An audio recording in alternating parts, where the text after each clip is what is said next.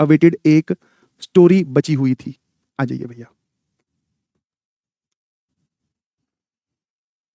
PNC trigo is इसके substitutes है।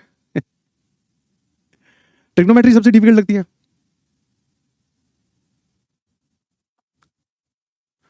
अच्छा, तुम्हारी ट्रिग्नोमेट्री का जो डिफिकल्टी वाली चीज है ना, उसको भी मैं सरल किए देता हूं। जब हम ट्रिग्नोमेट्री में खुद एंटर करके चीजें पढ़ रहे थे, तो डिटेल में हमने हर फॉर्मूला पे 5-5, 10-10 अलग अलग वैरायटी के क्वेश्चंस किए। बट अगर मैं आपको एक ओवरव्यू दूं, समझ पा रहे हो, ओवरव्यू, तो ट्रिग्नोमेट्री में जितने डिफिकल्ट सवाल हमने उसके अंदर रहकर सॉल्व किए हैं, उतने डिफिकल्ट सवाल किसी और चैप्टर में उसके बनते ही नहीं है सर। समझ गए? और ट्रिग्नोमेट्री इंपॉर्टेंट इसलिए है कि वो बाकी चैप्टर्स में यूज होती है, और बाकी चैप्टर्स में वो अपना विकराल रूप लेकर यूज नहीं होती। Half angle formulas, tan theta को हाफ एंगल में कन्वर्ट करना, ठीक है, बेसिक फॉर्मूलाज हमें पता हो, तो ट्रिग्नोमेट्री उससे संभाली जाती है बाकी चैप्टर्स में। और trigonometry direct as a chapter difficult इसलिए लगा क्योंकि थोड़ा बड़ा है, फॉर्मूले हमने पहली बार देखे, क्वेश्चंस डिफिकल्ट होते हैं, सिंप्लीफिकेशन वाले बेस्ड होते हैं। तो ट्रिग्नोमेट्री पे डायरेक्ट क्वेश्चन आने के चांसेस बहुत कम है।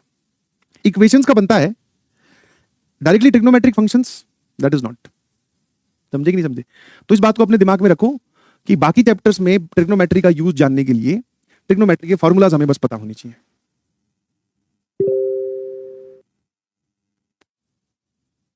ठीक है, चलिए अब बाकी लोग जा सकते हैं, जिसको नहीं सुननी है स्टोरी, बाकी लोग फटाफट सामने देखो। मैंने आपको प्रॉमिस किया था कि भाई स्टोरी सुनाई जाएगी, ठीक है ना? एक रियलिस्टिक हॉरर एक्सपीरियंस पे बेस्ड है कहानी, ठीक है? मेरी बात ध्यान से सुनिएगा प्लीज, मजा आने वाला है। हाँ, रियलिस्टिक, ठीक है? ये पता नहीं इंसिडेंट मुझसे कैसे मिस हो गया, मैंने आज तक सुनाया, आज से पहले ये इंसिडेंट कभी नहीं सुनाया, ठीक है? तो ये 2017 की बात रही होगी, ठीक है? ऑफलाइन में हम लोग पढ़ाते थे, ठीक है? 2017 की बात रही होगी, ऑफलाइन में हम सभी टीचर्स पढ़ाते थे। उस टाइम पे आप बोल सकते हो कि यंग ही थे। तो हमारे एक स्टाफ रूम में हमारे साथ हमारे दोस्त थे, उन्होंने क्या है उस टाइम पे प्ले स्टेशन लिया था, PS। अब वो 3 था कि 4 था, मुझे तो कुछ नहीं पता, है ना? तो उन्होंने बोला कि काफी दिन से उनको बड़ी मतलब इच्छा थी कि आप प्ले स्टेशन, हमने नाम सुन रखा था बट ऐसा कुछ अपनी हैबिट में नहीं था कि भाई प्ले स्टेशन खेलना ही खेलना है, इतना मतलब ऑब्सेस्ड नहीं थे। उस आदमी ने प्ले स्टेशन के लिए LED ले ली बहुत बड़ी, है ना? हम जो है वो लैपटॉप पे ही फिल्म देख के काम चला रहे हैं।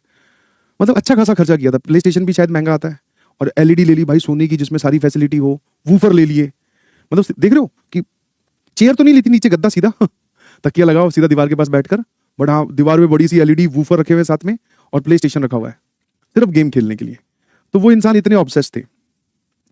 तो एक दिन सैटरडे की बात है, तो संडे वाले दिन ऐसी प्लान बना लिया करते थे भाई, जयपुर में थे तो कभी बोले नाहरगढ़ घूम के आ रहे हैं, कभी जो है वो हम जयगढ़ घूम के आ रहे हैं, कभी जो है इधर कहीं पर भी निकल गए सब लोग आपस में, दोस्त, है ना, ग्रुप में।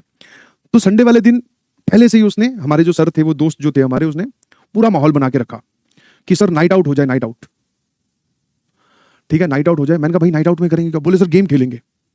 अब उसकी इस बात पे एक और हमारे जो दोस्त थे उसने हाँ भर दी, वही टीचर्स, बोले हाँ यार आज PS वाला ये काफी दिन से बोल रहे हैं सर हमारे, प्ले स्टेशन खेलते हैं।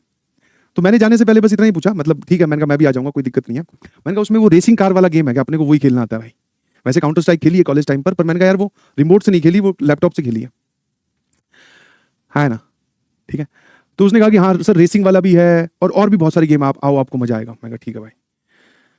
तो हमें उन्होंने बुलाया संडे को, बोले कि 8 बजे रात को आ जाना, फिर खाना वाना उधर ही खाएंगे, और फिर सभी दोस्त जो है वो अपने सो जाएंगे और सुबह अपने अपने वापस घर पे आकर तैयार होकर ऑफिस पहुंच जाएंगे। तो ये हमारा नक्की हुआ, हम 3-4 लोग थे, ठीक है भाई। हम पहुंच गए वापस, जैसा कि आप जानते हैं, आपको मेरी स्टोरी में हमेशा एक प्लॉट जानना बड़ा जरूरी है। तो उन्होंने क्या, वो अकेली थी, शादी हम में से किसी की हुई नहीं थी, तो उन्होंने एक छोटा सा 2 BHK मतलब 2 रूम सेट था, वो BHK भी नहीं था ढंग से।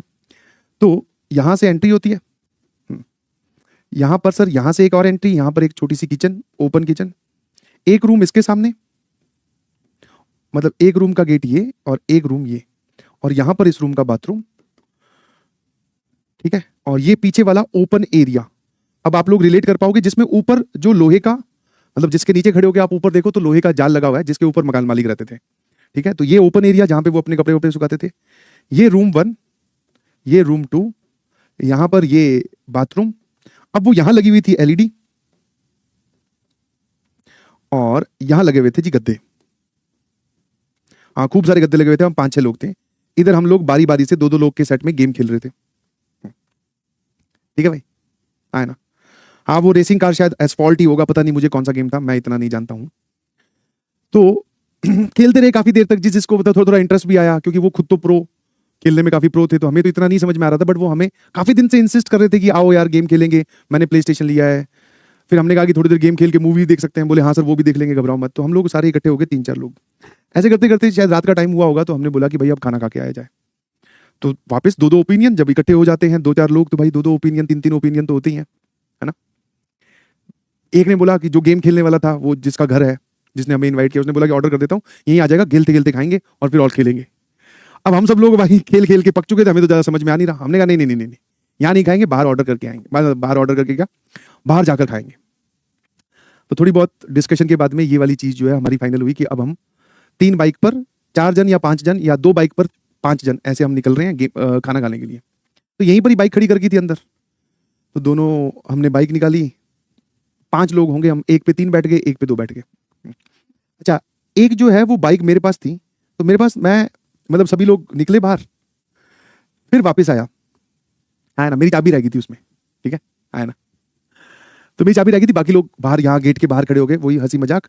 उसने फाइनली यहाँ इस गेट पर लॉक लगाना था, तो मैंने कहा रुको मैं चाबी लेकर आता हूँ। मैं गया अंदर कमरे की, मुझे लाइट वाइट मिली नहीं, तो मैं अपनी चाबी ढूंढ ही रहा था, गद्दे पर रखी हुई थी, मैं वापस बाहर आ गया, है ना। और उस टाइम पे शायद बजे होंगे 11:30, 12-1 बजे के करीब।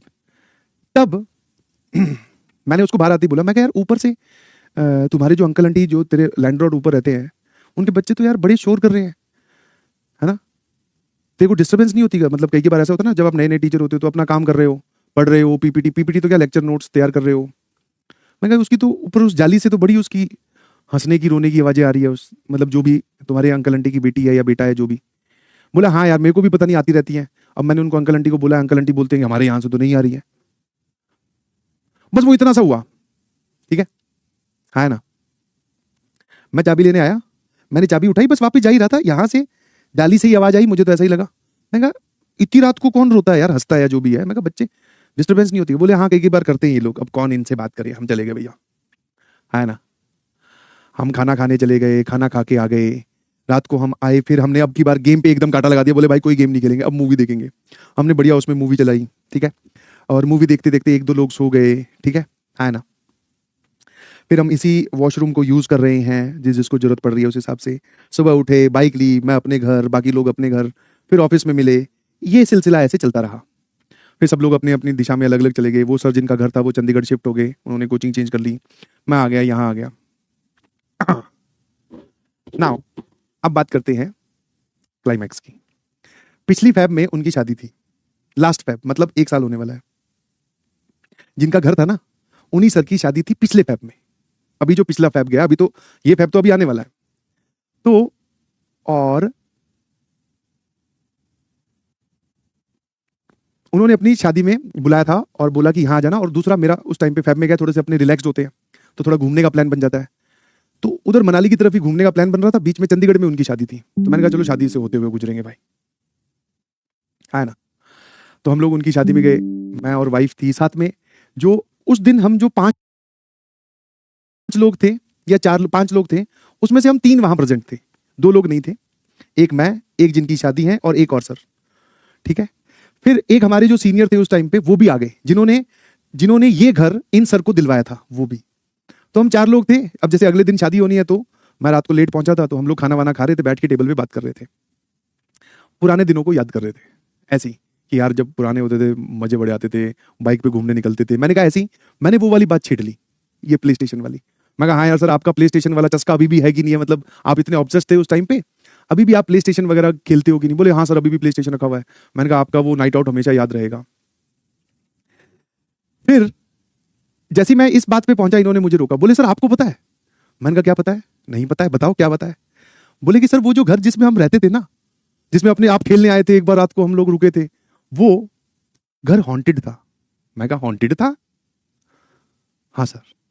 बोले वहां पर मेरे से पहले 1 साल पहले, मतलब वो 1 साल तक घर किसी को किराए पे मिला नहीं था, उससे पहले उसमें कोई लड़की रहती थी, है ना, जो कि जॉब वगैरह करती थी। उसने शायद उस घर में कुछ सुसाइड वगैरह किया था, या अननेचुरल डेथ उस लड़की की उसमें हुई थी। मैंने कहा अच्छा आपको किसने बताया? कि बोले सर उस घर में से ना वो जो आवाजें हैं वो धीरे धीरे बढ़ने लगी। कि मैं जब उस घर में शिफ्ट हुआ, अकेले रहते थे ये, हाँ है ना, तो बोले शिफ्ट हुआ तो रात को ऐसे लगता था कि कोई हंस रहा है, कोई रो रहा है, उसकी आवाज आ रही है। तो सबको जैसे मुझे उस दिन लगा कि ऊपर ऊपर अंकल आंटी रहते हैं, उनका कोई बच्चा या कोई होगा या पड़ोस अड़ोस में कहीं से आवाज आ रही होगी या रात के सन्नाटे में। बोले धीरे धीरे धीरे धीरे वो आवाजें बढ़ने लग गई। मतलब ऐसा हो रहा है कि वो गेम खेल रहे हैं और उनके बगल में इतनी ही दूर कोई हंस रहा है। एक होता है कि दीवार के पीछे से आवाज आ रही है, जाली के ऊपर से आवाज आ रही है, ये हमें समझ में आता है कि बहुत कोई दूर हंस रहा है, हमें सुनाई दे रहा है। वो बोल रहा है सर सिचुएशन यहां तक पहुंच गई थी कि यहां कोई हंस रहा है। मैं कहा फिर आप? बोले कुछ नहीं, मैं वहां पे आराम से रह रहा था। फिर मैंने जो हमारे दूसरे सीनियर थे उनको बताया कि यार ये कैसा घर दिलवा दिया। तो वो जो सीनियर थे उनके पापा ने जांच पड़ताल की, क्योंकि उन्हीं की लोकेलिटी में घर लिया था। तो उनके पापा ने ये बात बताई कि हाँ यहाँ पर तो ये घर तुम्हें नहीं लेना चाहिए था। उनका नाम था विक्की। बोले विक्की तूने ये घर इनको क्यों दिलवा दिया, इसमें तो वो हुआ हुआ है, कोई नहीं लेता, ये एक साल से खाली पड़ा था, तूने ये घर दिलवा दिया। फिर मुझे उस टाइम पर नहीं डर लगा था, वो जब मैं वापस चाबी लेने आया था। बट जब मैंने सुना तो मैंने कहा यार जब मैं चाबी लेने वापस आया था मुझे जो आवाज सुनाई दे रही थी वो ऊपर लैंडलॉर्ड के अंकल आंटी के बच्चों की नहीं थी। बोले नहीं सर नहीं थी, वो उसी की आवाज थी जो आपको सुनाई दे रही थी। मैंने कहा यार आप बड़े डेरिंगबाज आदमी हो, हम तो चलो एक दिन रुके और रात को हम यहीं रुके और इसी बाथरूम से वो आवाजें आती थी। बट ऐसा लगता था कि कौन इस बात पे विश्वास करेगा कि यहां बैठे हो इस बाथरूम से हंसने की आवाज आ रही है। हमें तो ये लगता था जाली से आवाज आ रही है ऊपर से। तो मैंने कहा चलो हमारा तो छोड़ो, हमारा तो एक रात का बात थी, आप उसमें जानने के बाद में भी रह रहे हो। बोले कि हाँ सर। फिर उन्होंने पूरी डिटेल में बताई कि वो सर कहानी और वो हॉन्टेडनेस इतनी ज्यादा बढ़ गई थी कि हाँ बस वो मुझे नुकसान नहीं पहुंचा रही थी या पहुंचा रहा था, बट हंसने की आवाज है ना। और आप मतलब घर अपना मतलब एकदम समेट के अच्छे से जाते हो, चद्दर वद्दर आते हैं तो ऐसा लग रहा है कि उस पर रात को कोई सोया है, चद्दर वद्दर बिखरी हुई है, सामान इधर का उधर हो रहा है, ये सब बोले हरकतें हो रही थी। और जबकि सर मेरे घर में तो कोई आता ही नहीं। मैंने कहा यार आप बहुत ज्यादा डेरिंगबाज आदमी हो। और उन्होंने ऐसा नहीं है कि आज मान लो जैसे अपने साथ नॉर्मल क्या है, यहाँ पे कोई हंसने की आवाज आई, भाई साहब गेट से बाहर, पीएस वीएस बाद में खेलेंगे, पता चला हमारे साथ कोई ना खेल जाए भाई, सीधा बाहर। बोले अब कल देखेंगे सामान उठाकर कहीं और। वो भाई आराम से वो हॉन्टेडनेस पूरा महीना करके, मान लो अगर वो जो भी भूतनी या चुड़ैल जो भी होगी वो मान लो उनके पास आकर हंसी है 4 तारीख को, तो वो 31 तारीख तक रुके हैं, आराम से दूसरा घर ढूंढा है। मान लो वालों वहां पे भी घर लेने जा रहे हैं तो वो पूछ रहा मकान मालिक पुराने घर में क्या दिक्कत है। वो कुछ नहीं, एक वो रात को पता नहीं कौन कान के पास आके हंस जाता है, नॉर्मल सा है, उसको मैं देख लूंगा, आप तो अपना घर बताओ कब दोगे। तो वो रुके हैं उतने दिन। तो मैंने कहा भाई सैल्यूट है। हाँ फ्रेंडली भूत थी। एक कह रहा सर पीछे देखो, पीछे मैं तो क्या देखूं तू देखना है ना। आज रात को जब तू सवाल सॉल्व करेगा, घर के जब सारे सो जाएंगे, तुझसे क्वेश्चन नहीं सॉल्व होगा तो तेरे कान के पास आके वो बोलने वाली है, स्लोप ऑफ 2 परपेंडिकुलर लाइन का प्रोडक्ट इक्वल्स टू -1। ठीक है, हाँ ना। चलिए, हाँ हिम्मत वाले सर थे भाई बिल्कुल। मैं तो जब वो डिस्कशन चल रहा था उनकी शादी वाले दिन, तब भी मैं कहा सर सैल्यूट है यार आपको। मैंने कहा आप वहां रह लिए, अब आपको शादी में कोई दिक्कत नहीं होगी। अब आपका शादीशुदा जीवन बहुत अच्छा जाएगा, क्योंकि एक चुड़ैल के साथ रहने की तो आदत हो ही गई है। ये मेरे मुंह से क्या निकल गया, ओ माय गॉड। मुझे उस टाइम पर डर कम लग रहा था, अब ज्यादा लग रहा है। चलिए, good night everyone, thank you so much, bye bye.